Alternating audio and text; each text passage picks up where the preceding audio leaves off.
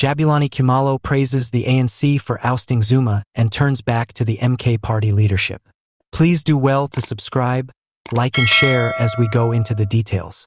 The founder of the Umkhonto weSizwe, MK party, Jabulani Khumalo, was removed, and he has praised the African National Congress, ANC, for its recent decision to remove former President Jacob Zuma.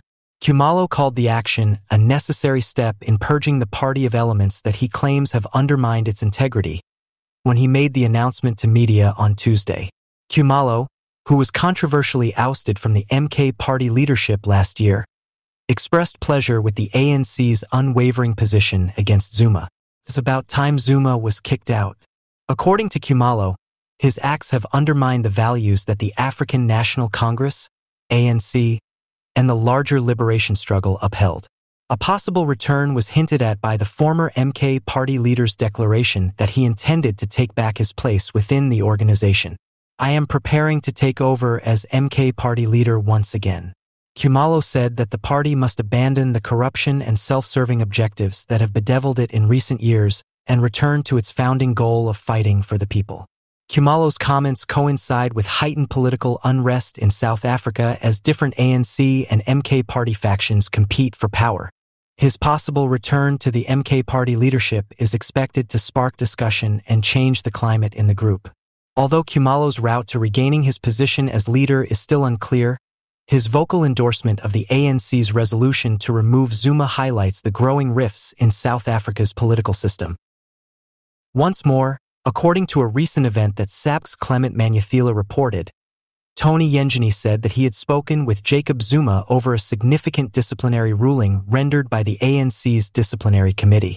Zuma, while leading a different political party at the time, is given a crucial role in this choice, which is momentous for both Yengeni and Zuma.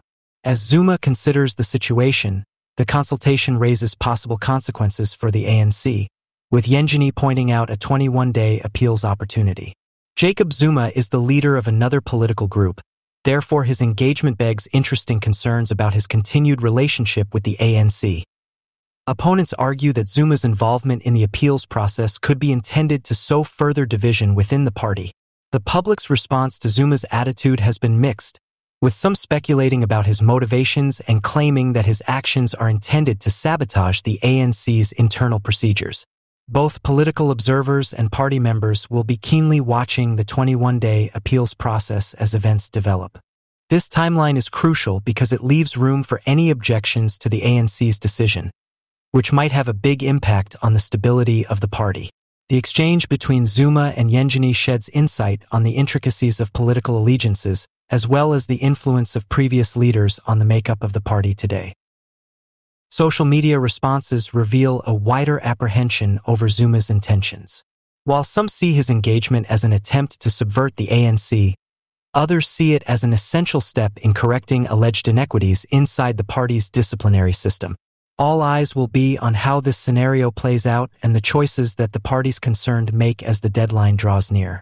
The result could have long-term effects for the ANC's unity inside. Public Works Minister Dean McPherson has made the shocking accusation that some KwaZulu-Natal political parties are receiving funding from other criminal networks and construction mafias. The province's political climate has been rocked by this accusation, which has caused grave doubts about the fairness of political processes and government. During a recent news conference, McPherson, who has been outspoken about corruption and illegal activity in the construction industry, made these claims. He made the point that these criminal networks have an impact not just on the construction industry but also on politics, where they utilize their financial clout to push lawmakers to adopt laws and choices that benefit them. Democracy and sound government are seriously threatened by the entry of criminal forces into our political system, according to McPherson.